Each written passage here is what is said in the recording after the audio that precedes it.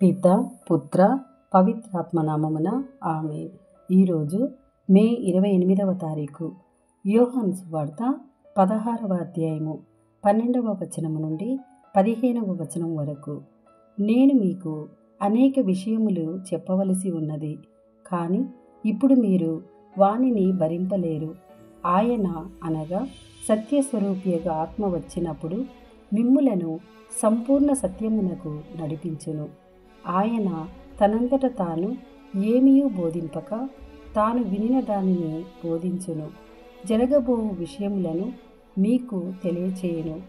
ఆయన నన్ను మహిమపరచును. ఏలయన ఆయన నాకున్న దానిని, నా నుండి గైకొనిన దానిని మీకు తెలియచేయునని చెప్పితిని. తండ్రికి ఉన్నదంతయు నాది, అందుచేత నా నుండి గైకొని మీకు తెలియచేయును అని చెప్పితిని. ఇది ప్రభుని వాక్కు. సర్వేశ్వరునికి వందనములు.